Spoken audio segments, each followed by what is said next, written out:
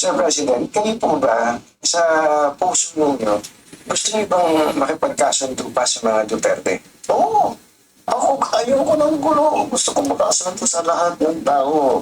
Mas maganda, marami na akong kaaway. Hindi ko kailangan ng kaaway. Kailangan kong kaibigan. Kagaya na sabi ko sa'yo, pagka... Okay guys, before tayo mag-proceed guys. So, ito na nga, bagong interview ni BBM, gusto daw niya makapagsundo ang mga Duterte ulit.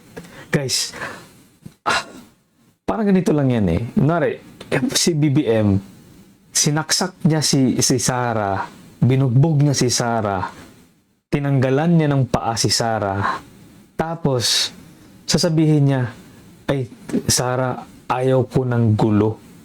Pwede bang magkasundo na tayo? Pwede bang bati na tayo? Parang ganun lang yung senaryo eh. Parang sobrang dali lang guys, di ba?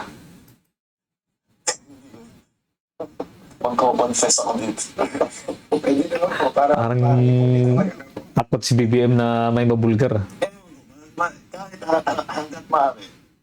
Ako, ang habol ko ay yung stability, peaceful, para magawa namin yung trabaho namin. Kaya ako, lagi nga akong bukas. Oh, di ba? Guys, alam niyo yung statement niya, parang contradicting sa actions niya, di ba? So, sabi niya, gusto daw niya ng peaceful. Ayaw niya ng gulo para stable daw. Pero, yung ginawa niya ng government niya ngayon, 'di ba? Ang gulo-gulo for 3 years. Walang ibang nangyayari kundi nakafocus lang lahat sa mga Duterte. Wala ano yung ginagawa nilang infrastructure, yung project, saan napupunta yung pera. Wala. Di alam ng mga taong bayan anong pinagagawa. Nakafocus lang sa Duterte. And then after election, siguro na-realize nila na malakas talaga ang mga Duterte. Oops, teka. I think kailangan na natin makipagsundo sa mga Duterte. Ganyan.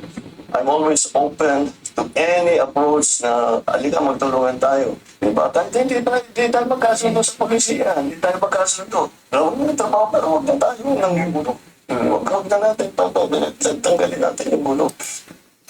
So guys, anong take nyo dito? Ano masasabi nyo dito guys? Naguguluhan ako kay BBM eh.